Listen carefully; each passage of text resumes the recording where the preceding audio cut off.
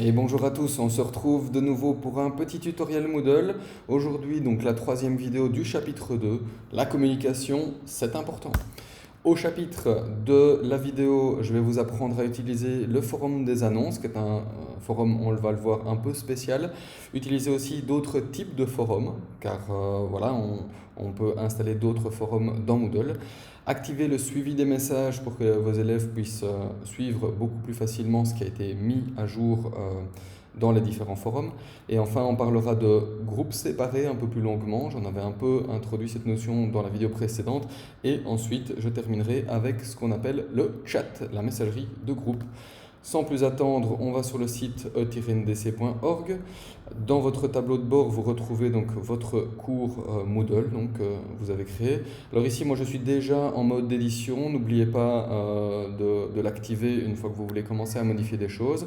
La première chose que je vais vous montrer, donc, c'est ce fameux forum des annonces ou announcement, si jamais vous avez paramétré votre Moodle en anglais. Alors, donc, ce forum est un forum un peu particulier.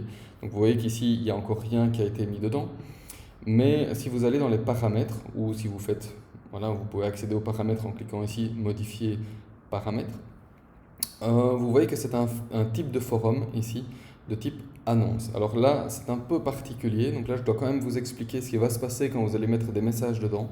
En fait, c'est très simple. L'inscription est par défaut imposée. Ok. Donc ça veut dire que tous les participants de votre cours, qu'ils soient profs, élèves, vont recevoir un message dès que vous allez mettre quelque chose dedans. Alors vous voyez qu'ici le suivi des messages est marqué comme facultatif, mais activé par défaut. Alors on en reparlera dans quelques instants. Donc en fait ça c'est ultra important. Donc dès que vous allez mettre des choses dans ce forum d'annonce, tous les participants vont donc recevoir un message, un mail, donc sur ici leur boîte mail de l'école. Voilà, donc de manière générale, ici, je ne vais pas m'attarder sur les différents paramètres. Je regarde rapidement, mais donc globalement, ici, vous pouvez mettre en sorte, donc ça c'est un peu dans ce qu'on va retrouver dans les autres forums, verrouiller des discussions. Voilà, après une période d'inactivité, vous pouvez les mettre en archive automatiquement.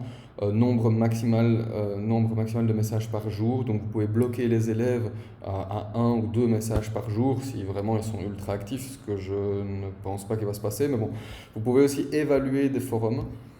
Donc ça c'est un peu particulier dans le concept en soi, mais franchement ça peut être assez utile. Vous dites aux élèves, voilà, vous devez poser vos questions là-dedans, au moins une personne doit poser une question, donc vous pouvez lier ça à une évaluation. Je ne vais pas rentrer dans les détails, ce n'est pas vraiment le but ici. Donc ici vous avez bien le forum des annonces. Alors vous pouvez aussi créer d'autres types de forums. Moi ce que j'aime bien c'est des forums dans lesquels les élèves ne sont pas abonnés par défaut, mais peuvent le faire. Donc ici, vous voyez qu'on va créer une activité de type forum. On va lui donner un nom. Donc on va mettre forum de test. Oula. Forum de test. Voilà, avec une petite description. Encore une fois, je vais afficher la description sur la page de cours, comme ça vous allez voir directement l'information ici dans la page. Alors vous voyez que vous avez plusieurs types de forums. Là aussi, n'hésitez pas à aller cliquer sur la petite bulle d'aide pour voir exactement quel type de forum vous avez besoin. Ça peut être soit une seule discussion, donc là vous avez un sujet et vous voulez avoir un feedback de la part des élèves autour d'un sujet bien spécifique, donc là on n'a qu'une seule discussion possible. Celui qui est mis par défaut, c'est forum standard pour utilisation générale. Donc c'est très vague, mais en gros ça dit bien ce que ça veut dire, c'est que c'est un forum qui est le plus commun.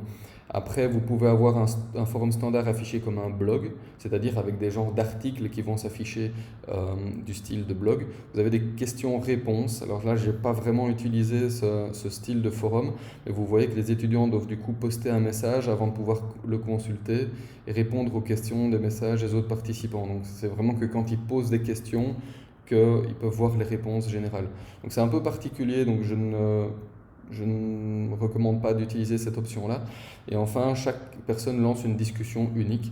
Donc là aussi, c'est un peu particulier. Donc on va garder le forum standard pour utilisation générale. Ok.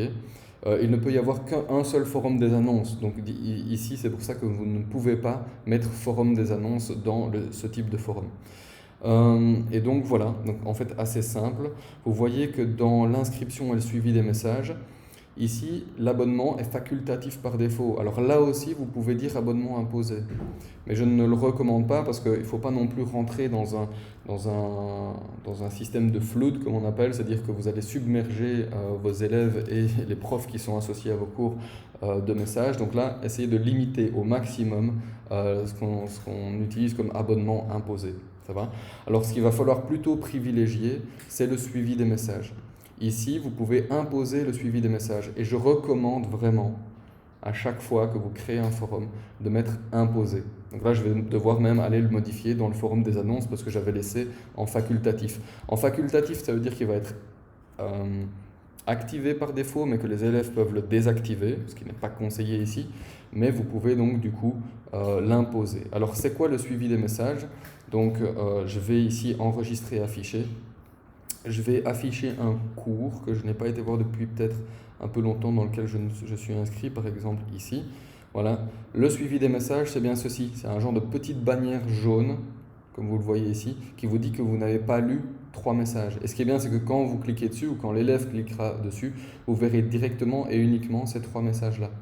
Donc c'est assez bien foutu, parce que du coup, ça trie les messages par non lu, pas par date de la discussion, mais par le fait que vous l'ayez lu ou pas en fait. Ça va? D'ailleurs là je crois qu'il n'y avait que 3 messages en fait. Donc, voilà. Mais au moins vous voyez, et c'est que quand vous avez lu ces messages-là, quand vous les avez parcourus, que le petit compteur ici de messages non lus va diminuer en fait. Alors je vais retourner ici dans mon tableau de bord. Donc là maintenant je vous ai expliqué c'était quoi le suivi des messages. Ce que je vous conseille aussi de faire, donc dans vos forums, peut-être même dans le forum des annonces ici, c'est d'activer ce qu'on appelle les groupes séparés. Donc dans les paramètres du forum ici, dans les réglages courants, vous allez devoir faire mode de groupe séparé. En fait, ça va permettre de quoi?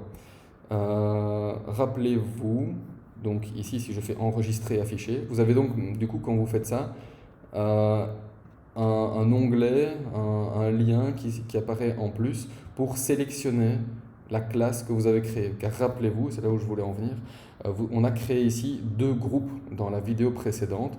Un par exemple pour Frédéric et Julien et un groupe séparé par exemple pour Emmanuel. Donc du coup ça c'est assez pratique quand on est dans une utilisation de forum, car quand vous activez, donc je vous rappelle où c'est, donc c'est dans l'onglet des paramètres ici, par défaut c'est pas activé, donc dans réglages courants, groupe séparé. Ça va? Donc quand vous activez ceci, et je vais l'activer aussi pour ce forum-là, vous allez pouvoir voir, par exemple ici dans mon forum de test, 4D, et donc là je vais ajouter une discussion qui va être envoyée automatiquement juste au 4D. Okay? Donc a priori pour Julien et Frédéric, mais pas pour Emmanuel, ou c'était l'inverse, je ne sais plus trop. Mais donc voilà, vous pouvez ici du coup définir à qui quels vont être les destinataires du message et qui va recevoir donc un mail dans sa boîte mail. Ça peut être une manière aussi de limiter les mails, en tout cas pour les professeurs qui sont dans vos cours ou dans vos classes, parce qu'on a fait ici maintenant des groupes classes, et donc ça peut être assez pratique du coup pour ne toucher que les élèves appartenant à une classe. Alors vous pouvez du coup dupliquer chaque message dans des groupes différents en faisant des copier-coller, comme ça vous êtes sûr de ne pas que les profs qui sont dans vos classes ne reçoivent pas trop de mails par rapport à ça. Alors dernière chose, vous avez probablement déjà vu que ici, ah oui peut-être avant de passer à la petite bulle d'aide, lorsque vous ajoutez une discussion ici, si vous envoyez un message en mettant un sujet et un message, votre message ne va s'envoyer que 15 minutes plus tard. Parce que vous avez toujours un délai de modification qui est assez pratique parce que on part du fait que les messages dans les forums ne doivent pas être immédiats. Et donc du coup, avec ces 15 minutes-là, vous pouvez toujours retourner dans votre message, dire « Oh là, j'ai fait une faute d'orthographe » ou « Là, j'ai oublié de leur dire un truc ».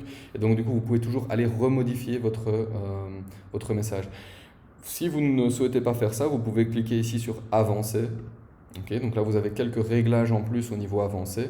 vous activez par défaut l'abonnement à la discussion, par exemple ici. Vous pouvez faire en sorte que votre message soit épinglé, ça veut dire qu'il va apparaître en haut en surbrillance, c'est bien marqué ici, en haut d'un forum, ça va.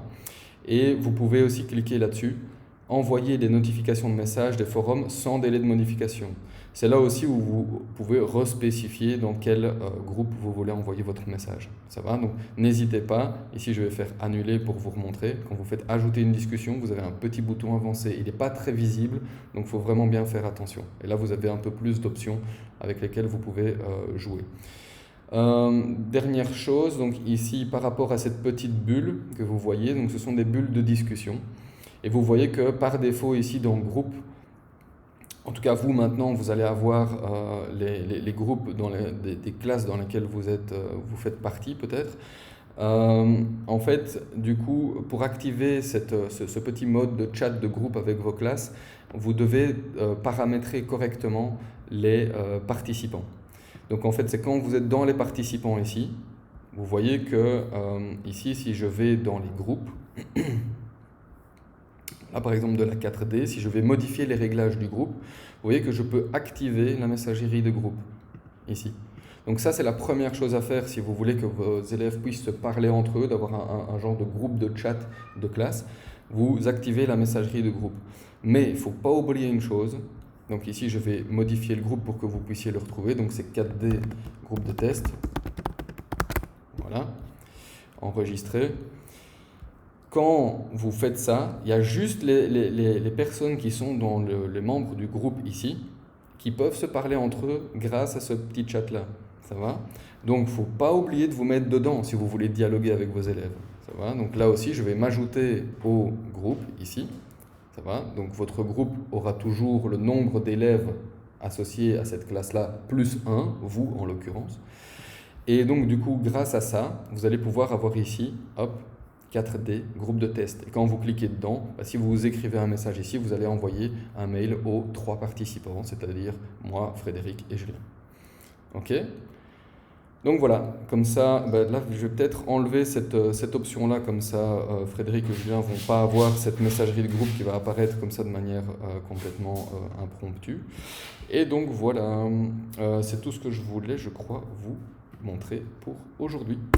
Donc, qu'est-ce qu'on a vu en résumé? On a utilisé le forum des annonces, c'est un forum spécial, on ne peut en avoir que un sur Moodle, avec abonnement imposé. Pour les autres forums, vous pouvez en recréer d'autres, qui peuvent porter d'autres noms, comme par exemple questions-réponses autour de la vidéo 3 par exemple. Et donc ça, l'abonnement est facultatif a priori, mais vous pouvez le mettre aussi comme imposé, mais attention à bien faire attention à ne pas inonder de mails les élèves et les profs qui sont donc dans vos cours. Pour ça, vous pouvez activer le suivi des messages, donc ne pas mettre d'abonnement, mais faire en sorte que quand les élèves se connectent sur votre cours, ils peuvent voir les messages qu'ils n'ont pas lus grâce à de petites bannières jaunes qui sont moins intrusives. Et aussi, vous pouvez aussi séparer les groupes. Ça permet l'envoi à un seul groupe, à une seule classe dans votre cours. N'oubliez pas ici, donc pour la messagerie de groupe, le truc qu'on oublie 9 fois sur 10, c'est se mettre évidemment dans le groupe. Donc ça, c'est un petit truc que je vous donne. Et donc, bien sûr, activer la messagerie de groupe dans les paramètres du groupe. Voilà, c'est tout pour aujourd'hui. Bon courage, bonnes vacances et à bientôt.